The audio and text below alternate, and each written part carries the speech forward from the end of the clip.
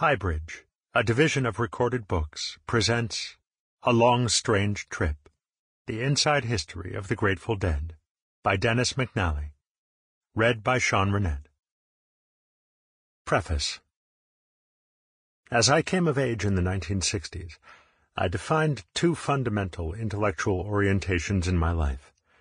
The first, born of modest participation in and deep sympathy for the civil rights and anti-war movements and in the anti-materialist aspects of hippie, was an affinity for elements of culture outside the mainstream. The second, by instinct and the blessing of having wonderful teachers, was a profound respect for the study of history. So when I arrived at graduate school in 1971 and discovered that it was more a professional training center than a hall of scholars, I chose a topic of study that would maintain my identification with the first orientation, a biography of Jack Kerouac, my intellectual forefather. 6 months after I began in 1972 what became Desolate Angel, Jack Kerouac, The Beat Generation and America, Random House, 1979, a friend of mine took me to my first Grateful Dead concert, introduced me to the psychedelic experience, and changed my life. A few months later, it occurred to me that I wanted to write a 2-volume history of post-World War II American Bohemia, Volume 1 via the life of Kerouac, and Volume 2 through the lives of the Grateful Dead. It was my great good fortune and the intuitive correctness about the fundamental connections between the two phenomena that Jerry Garcia shared my vision. I sent him a copy of Desolate Angel on publication, and eventually we met.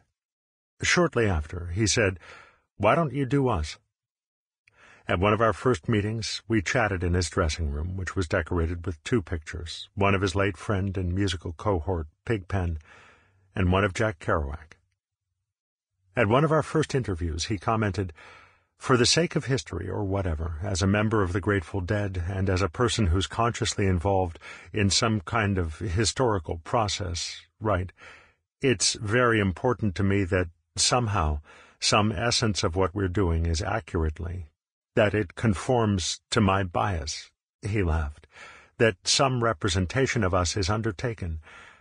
Your sensitivity with Kerouac and Cassidy and the resonance of me having known Cassidy and so forth, that resonance tells me that your work at the second level, I mean, you weren't there when it was happening, but your sensitivity and selectivity and so forth, on the second level away from it, was accurate enough. It hit my recognitions.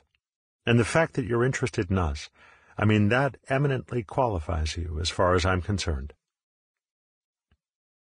That conversation was in 1981. In 1984, the Grateful Dead Productions Company receptionist complained at a meeting that reporters were annoying her because no one was dealing with them, and Garcia remarked, "Get McNally to do it, he knows that shit." So from then until the end of the road for the band in 1995, I was the band's publicist, adding a new layer of knowledge, intimacy, and detail to my study. Among many other things, the Dead was a spiritual experience, a musical phenomenon, and a business, and it is my hope that I have included all these facets in my portrait. It is for that reason that there are 2 sorts of chapters in A Long Strange Trip. It is largely a linear narrative that spans the early 1940s, the childhoods of Jerry Garcia and Phil Lesh, to 1996, when we scattered Garcia's ashes. In between these chapters, you will find interlude chapters that describe a hypothetical year in the 1980s and 90s, the era in which the band was an established success, the time that I witnessed directly, and within that year, a hypothetical, or perhaps more ideally archetypal concert. These interlude chapters describe subtopics in the music business, as well as life on the road as the Grateful Dead and the Deadheads experienced it. Being the biographer, as well as the publicist of the Dead, was not a job, it was an adventure. But that was true for all the participants, the band, the employees, the audience. It was, to quote Phil Lesh, definitely long, definitely strange, and definitely a trip. Together we all joined in on a quest, and I'd follow that path any time. In Robert Hunter's words, Midnight on a carousel ride, reaching for the gold ring down inside. Never could reach, it just slips away. But I try. Chapter 1. Introduction. Power. The Stage as Alembic. Mid-1980s. Shortly before every Grateful Dead concert, there is a luminous, suspended moment. The doors are still closed. The band has not yet arrived. Bathed in the subliminal hum of the stage's electric potential, you smell the ozone of 133,000 burning watts and realize that the elegantly arranged castle of equipment around you is alive. Not just stuff, but a sentient alchemical sculpture. You are surrounded by an enormous electronic beast that can link the group consciousness of 6 musicians and an audience of thousands to transmute notes, thoughts, and volts, fusing boogie dancing, high-tech doodah, and the act of performance into a subtle, profoundly human ritual of celebration. This stage is a giant alembic, the fabled alchemical chamber where the magical transformation took place. It is a portal to the mysterious world beyond daily life. This monster lives. The equipment cases that define the rear stage are its skeleton, extruded daily as it is assembled for its labors. It breathes through the pulsating speaker diaphragms, the interconnecting cables are its nerves, and it hears through a $30,000 harmonic analyzer originally designed by NASA to evaluate the aerodynamic strength of metals. The ears and the brain, a 48-channel sound mixing board, are positioned in a booth 85 feet away in the center of the hall. From there, the stage seems a smooth, powerful monolith, its base draped in black, the undecorated equipment atop it set in a symmetric arc. Backstage, the seams are more evident. From the top of the center rear stage stairs, you stand behind and between the 2 glistening drum sets that anchor the setup. At far left front of stage sit Brent Midland's Hammond B3 organ, a Yamaha synthesizer, and his own small mixing board. Next to Midland's corner, moving toward the center, is guitarist Jerry Garcia's equipment cabinet, essentially a frame that holds a sound effects rack, a preamplifier, a Macintosh 2300 amplifier, and 4 JBL speakers. A floor strip with 2 foot pedals and 7 switches, labeled Neutron, Oct, Boss, Wah, Dist, Phase, Delay, sits in front of Garcia's vocal microphone. It is secured to the worn Afshar-style stage carpet with gaffer's tape, the unique product of a small New Hampshire company, which is the secret ingredient that binds together all live rock and roll. Some 700 pounds of sonar drums and Zildjian cymbals make up each of the 2 trap sets played by Mickey Hart on the left and Bill Kreutzmann on the right. An exotic array of other percussion instruments is set up behind them. The front row, the amp line, continues to the right with rhythm guitarist Bob Weir's Godzilla 1000 amplifier and a cabinet holding 8 Gauss 10-inch speakers. Phil Lesh's Godzilla and a sound processor bass monitor, essentially a small computer, define the right side. A mixing board for the monitors, the floor speakers facing the musicians, which allow them to hear themselves, fills the stage's right front corner. Both sides of the stage are walled off by the boxes that carry the 90 steel-jacketed NASA surplus cables, snakes, and 27 Crest power amplifiers that energize the system. An aisle behind the amp line gives access to each cluster of instruments and equipment, and the space behind the lane is defined by each crew member's tool case, surrounded by a fort of empty cases. Production manager Robbie Taylor's case stands at the top of the stairs. The left-hand drum set is backed by Ramrod Shirtliff, crew chief since 1967, chatting with basketball star and NBC basketball analyst Bill Walton as he lays out some of Hart's instruments. An infant's wind-up toy, whistles, a kazoo.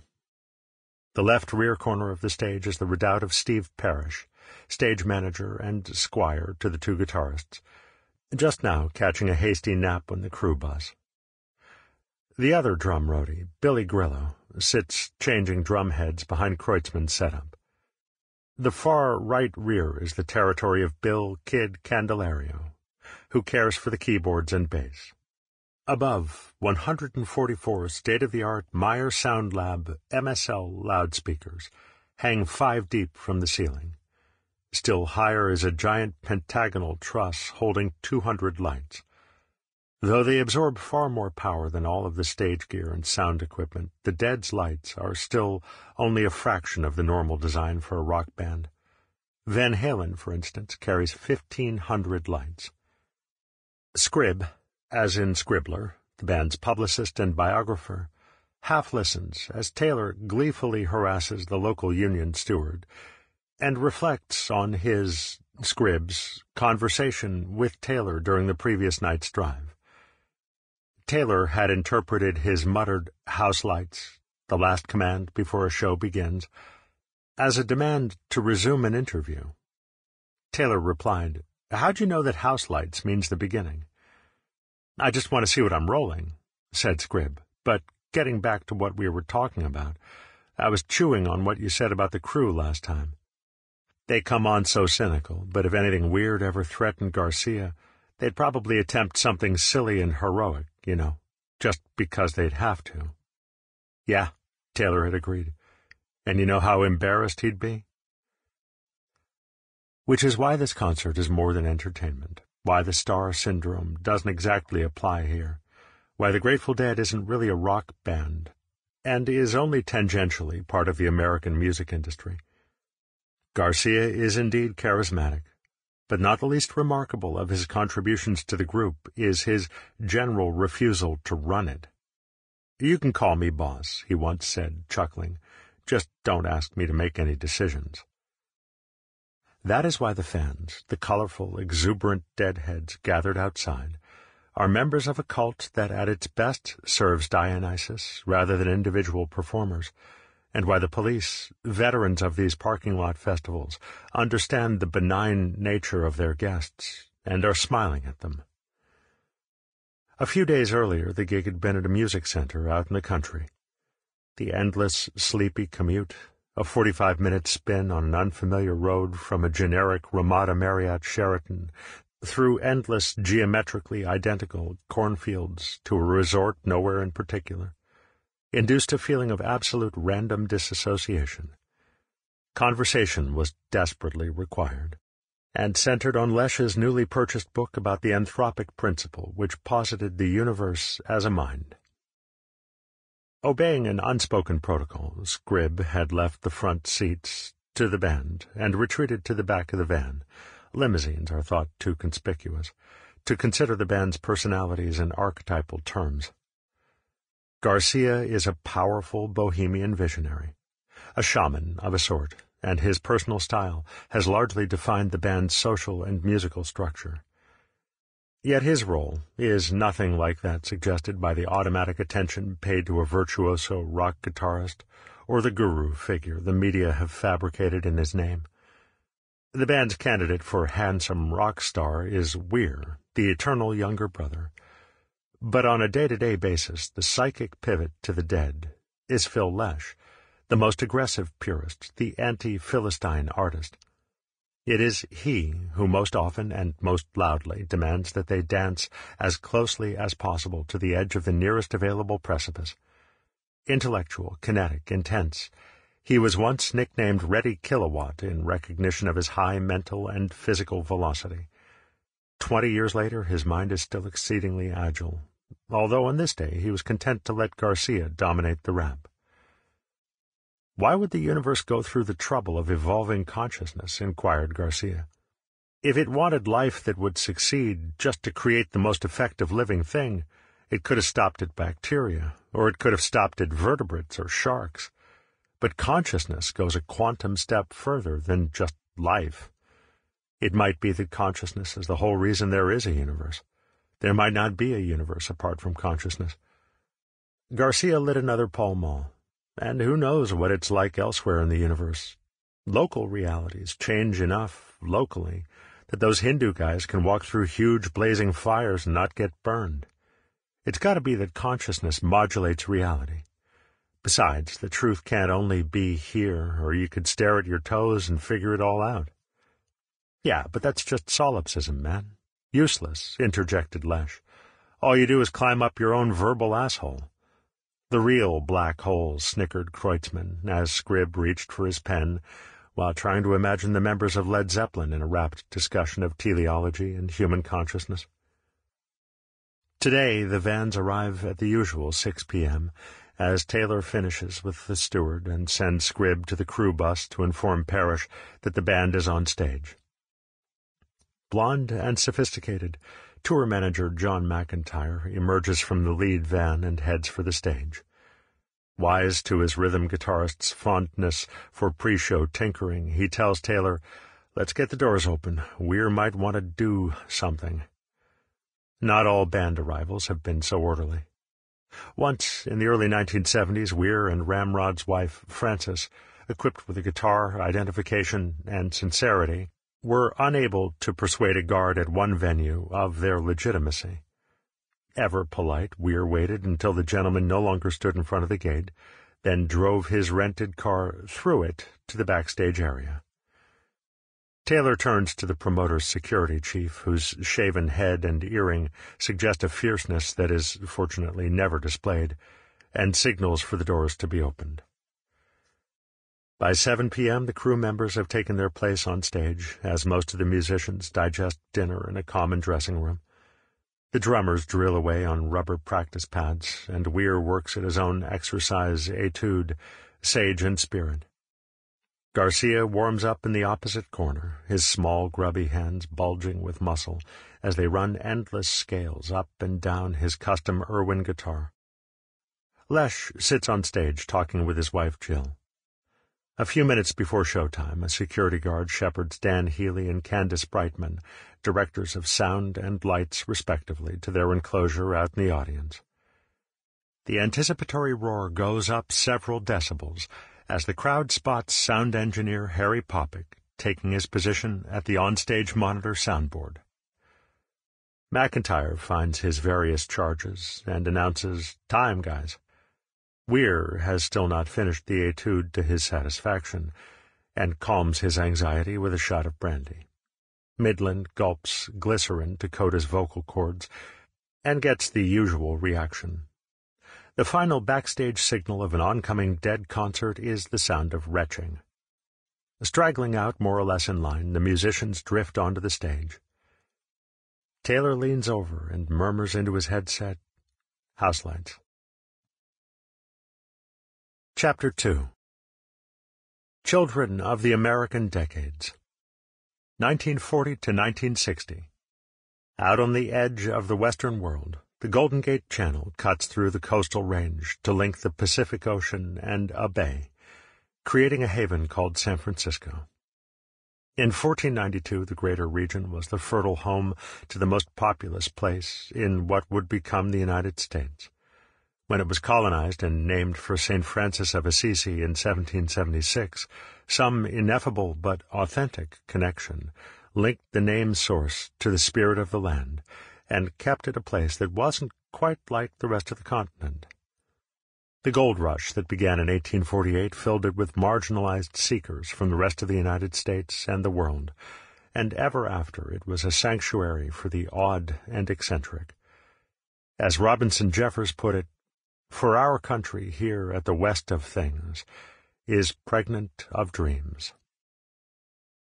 Near the end of World War I, it welcomed Manuel Garcia, an electrician from La Coruña, Spain, who bought a home in the outer Mission District and settled there with his wife and 4 children.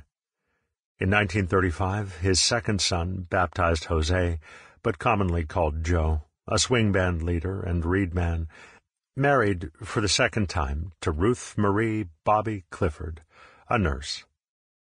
Their first child, Clifford, Tiff, was born in 1937, and their second and last child was born on August 1st, 1942, at Children's Hospital in the city. They named him Jerome John Garcia, after Jerome Kern, Bobby's favorite composer. From all accounts, Joe and Bobby were both easygoing and benevolent, and it was a happy home. By now, Joe had leased a building on the corner of First and Harrison Streets, near the waterfront, with a tavern, Joe Garcia's, downstairs, and rooms for rent above, and they were financially comfortable. Their house on Amazon Street was filled with music, as Joe kept up with his clarinet, and Bobby played the piano. At the age of 4 or 5, Jerry dug into a box in the attic of his maternal grandparents' country place and discovered a wind-up Victrola phonograph, some steel needles, and the first recorded music he would be able to recall, a handful of dusty, one-sided old records of folk songs like Sweet Betsy from Pike. No one showed him how, but he played them over and over, a compulsion almost, as he later put it. It was a miserable irony that the Garcia family was irremediably shattered while on vacation. In the summer of 1947, they were enjoying themselves near Arcata in Northern California. Joe went fishing and drowned. Jerry later claimed to have witnessed his father's death, though it seems more likely that this was a memory formed from repeated tellings. A bit paradoxically, he also recalled being unable to listen to stories about his father until he was 10 or 11. In any event, their wounds were grievous. In the absence of his father, Jerry naturally depended on his mother for support, but Bobby had never been a particularly domestic woman. Artistic and a student of opera, she was also a follower of Velikovsky, astrology, and palm reading. More pressingly, she had a living to earn, and as she came to spend the bulk of her time down at Joe Garcia's at First and Harrison, the care of her children fell more and more to her parents, Tilly and Bill Clifford, Nan and Pop. Jerry in particular felt deprived and deserted, especially when he and Tiff moved in with Nan and Pop at 87 Harrington Street, in the Excelsior neighborhood of the Outer Mission District, while Bobby lived in a cottage across the street. In later years, he would relate a specific traumatic memory of being left behind on the street one day by his mother, of frantically searching for her until he was finally found by his grandmother. He was bereft, and he would always carry a feeling that he was not loved or cared for, that he was not worthy. These scars would never fade. Jerry's relationship with his mother would sour further when Bobby, as Tiff put it, started getting married a lot. There was a brief marriage to one Ben Brown in 1949, seemingly because Ben was a construction foreman whose labors Bobby employed to improve her cottage. The extended Garcia family did not approve of the marriage, and any support they might have given the boys fell away. Years later, as a teenager, Jerry even made nasty remarks about his mother's morals. Fair or not, the damage was done. His self-esteem and capacity for trust in women had been permanently damaged. A few months before his father's death, Jerry suffered another loss. He and Tiff were at Nan and Pop's country house in the Santa Cruz Mountains south of San Francisco. Tiff was chopping wood, and Jerry was being his little helper, when his right hand got in the way of the descending axe. His enduring memory was of a buzzing sound he would come to associate with shock, then jumping around, not looking at his wound, then a long drive to the doctor's, the world vibrating in his ears.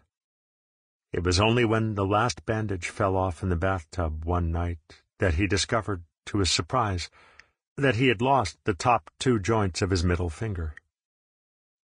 Harrington Street was only a block long, connecting Mission Street at one end and a major thoroughfare, Alamany Boulevard, on the other. In the 1940s, the center of the block had not yet developed, and there was a small open field with a barn, trees, and an informal playground. Mission Street was lined with stores, including a hobby and model train shop. It was an Italian and Irish working-class neighborhood, with the Jewish Home for the Aged just a block or 2 down Mission.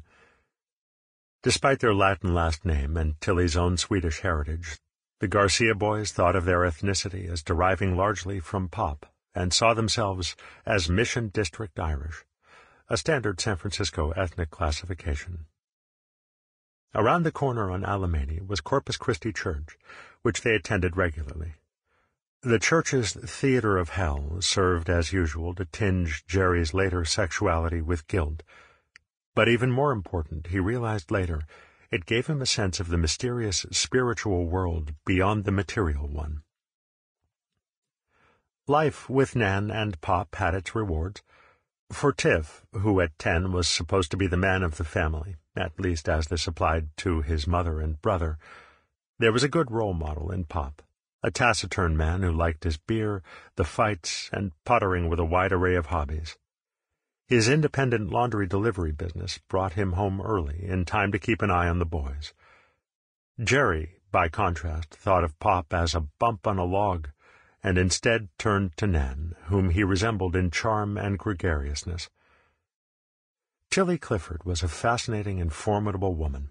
A founder and the secretary-treasurer of the local laundry workers' union, she was an expert politician who always dressed well and seemingly knew everyone in San Francisco.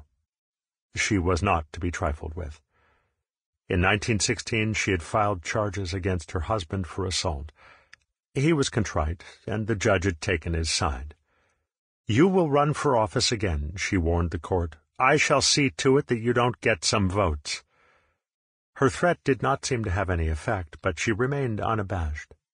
Jerry would recall her as a beautiful woman with a spiritual quality, an authentic socialist, who was either a fabulous liar or she just genuinely loved everybody.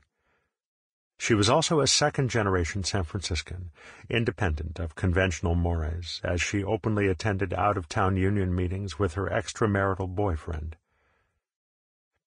Periodically bedridden by asthma attacks as a young boy, Jerry passed his time reading and watching television. Their nearly first-on-the-block set, the people with the first one had a child with polio so no one could visit and watch it, confirmed him as a child of the 50s. He also loved drawing, for which he showed an early talent. Perhaps it was true, as his palm-reading mother had told him, that he had the hands to be an artist. In the 3rd grade, he had the good fortune to have a young bohemian teacher, Miss Simon, who encouraged him to be involved in every possible art project. Soon he felt not only a blossoming identity as an artist, but also a general sense of being different from most other people. His favorite reading became the comics which Tiff swiped on Mission Street, especially E.C., entertaining comics, comic books, like the classic Tales from the Crypt. Though the gory Old Testament tales of retribution revolted parents across the nation, their German expressionistic, silent movie graphic style introduced young Jerry unconsciously to fundamental lessons in art and form. Whatever the needs the horror genre satisfied for Jerry, and it would appeal to him all his life, he soon found a new medium in which to explore them. He went to the Granada Theater at Ocean and Mission to see Abbott and Costello meet Frankenstein, and both horror movies and film in general permanently captured his attention. On his first visit, he was so frightened that he couldn't look at the screen, and instead found the pattern of the fabric on the back of the seats engraved in his memory. Striving to master his fear with knowledge, he began to study the classic film monsters, Frankenstein's, Dracula, and the Wolfman. When his reading graduated to novels, his first selection was Mary Shelley's Frankenstein. Horror also influenced his artwork, and his favorite subject for years was Boris Karloff in the Jack Pierce Frankenstein's monster makeup. It was his first taste of the weird, and he loved it. Always. In 1953, Bobby remarried. The boys moved back in with her, and for Jerry, life went straight to hell. Wally Matusewicz was a stocky, blond sailor, a hard-working man who expected his stepsons to work alongside him on home projects. But physical labor was never going to be Jerry's idea of a good time. His relationship with Wally went swiftly downhill for a variety of deeply emotional reasons. In a confused, never-understood way, Jerry had never entirely forgiven his mother for the death of his father, nor for remarrying. Now, hormones swept over him in the usual tidal wave, crashing into the retaining wall of his Roman Catholicism and creating a jumbled mess. As an adult, he would concede that sex and women were never his primary concern, except for when it really runs you around crazy, when you're around 14 or so. Sample complete. Ready to continue?